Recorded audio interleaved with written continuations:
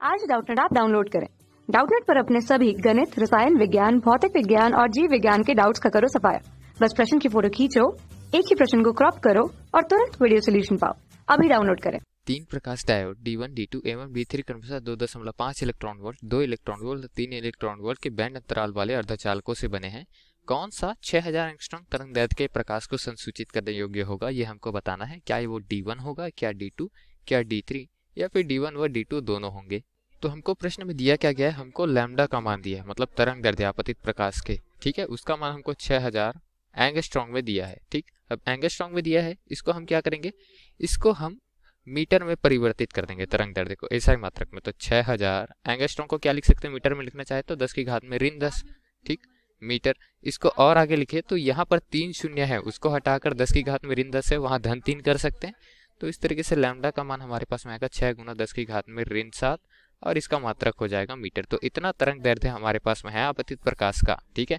इसको संसूचित करना है 3 प्रकाश डायोड या फोटो डायोड हमको दिए गए हैं, ठीक है, D1, D2, D3। अब हमको ये देखना है दोस्तों कि इसके लिए जो हमारे पास में अधिकतम फोटो डायोड के लिए जो ऊर्जा अंतराल होगा वो कितना आ रहा है, ठीक है। उससे कम के जितने मान होंगे वो यहाँ संसूचित कर लेंगे। तो अधिकतम के लिए हम देखेंगे आपतित फोटोन की अधिकतम ऊर्जा, यहाँ लिख लेते हैं।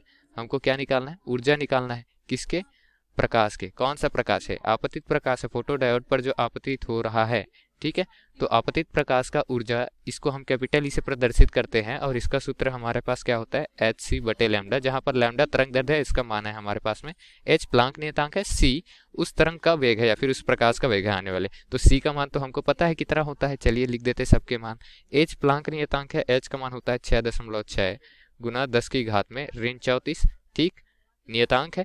और c जो है वो क्या है, c प्रकाश का वेग है। तो इसका ऐसा ही मात्रक में मान क्या होता है, 3 गुना 10 की घात में 8 मीटर प्रति सेकेंड, ठीक है। लैम्डा का मान तो हमने ऊपर लिखा हुआ है।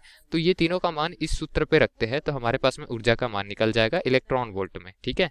तो चलिए लिख देते हैं 6.6, ये अपन हम अभी h का मान लिख रहे हैं, गुना 10 की घात में ऋण 34 गुना c का मान क्या है, 3 गुना 10 की घात में 8 मीटर प्रति सेकेंड। अब बटे में क्या आ जाएगा, बटे में हमारे पास में आएगा 6 गुना 10 की घात में ऋण 7 मीटर, ये तरंग दैर्ध्य का मान है, ठीक। अब यहाँ ऋण 34 धन 8 है तो इसका मान क्या हो जाएगा, इसका मान हो जाएगा ऋण 26, ठीक है। ऊपर जो ये ऋण 7 है, ऊपर जाके धन 7 में परिवर्तित हो जाएगा।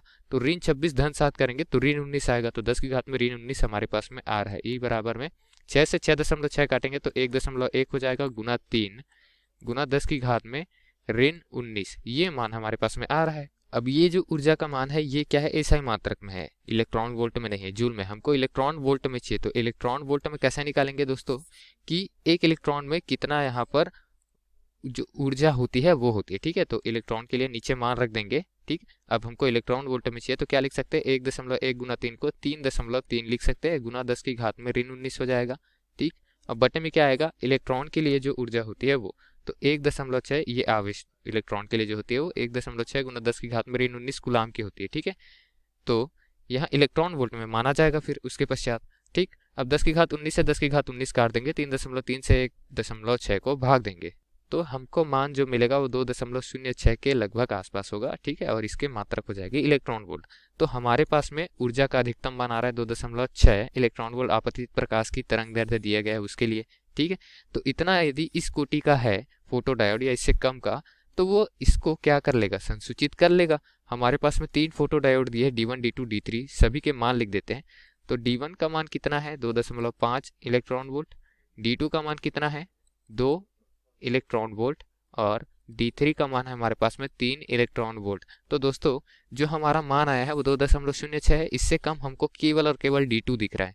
तो D2 ही इसको संसूचित कर पाएगा। D1 और D3 के लिए अधिक ऊर्जा की आवश्यकता होगी, जो कि आपतित प्रकाश जो है उस तरंग दैर्ध्य पर नहीं कर पाएगा, ठीक है।